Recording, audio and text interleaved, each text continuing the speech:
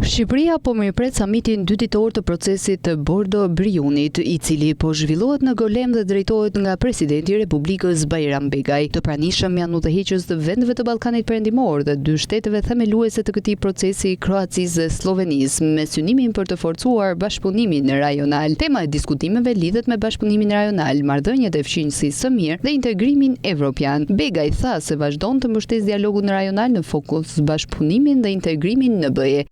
Sot Shqipëria mikpret samitin e procesit të Bordo Briunit. Së bashku me Sloveninë dhe Kroacinë, si bashkëkryesues të presidencës së procesit të Bordo Briunit, ne vlerësojmë forcimin e rolit të kësaj platforme si një mekanizëm I rëndësishëm rajonal. Temat që do të diskutohen sot lidhen me bashkëpunimin rajonal, marrëdhëniet e fqinjësisë mirë, integrimin evropian, planin e rritjes së Bashkimit Evropian, rinin dhe hartimin e politikave për mbajtjen e fuqisë së kualifikuar punëtore, sidomos së rinisë në vendet tona. Shqipëria mbështet dialogun rajonal me fokus bashkëpunimin dhe procesin e integrimit evropian.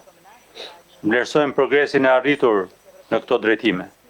Për ne, bashkëpunimi rajonal mbetet instrumenti kryesor I integrimit të rajonit në Bashkimin Evropian dhe duhet të vazhdojmë të shkëmbejmë eksperiencat dhe njohuritë tona për të pasur rezultate akoma më të prekshme nga ky proces I Bordo Briunit. Takimet në kuadër të iniciativës Bordo Briuni janë mbajtur çdo vit që nga viti 2013, vitin e kaluar është zhvilluar në Maltëzi, ku udhëheqësit theksuan në rëndësinë e marrëdhënieve të fqinjësisë së mirë dhe bashkëpunimit rajonal. Në një deklaratë të përbashkët do zotuan për reforma të mëtejshme, forcimin e dialogut strategjik me Bashkimin Evropian dhe zbatimin e agjendës së gjelbërt për Ballkanin Perëndimor.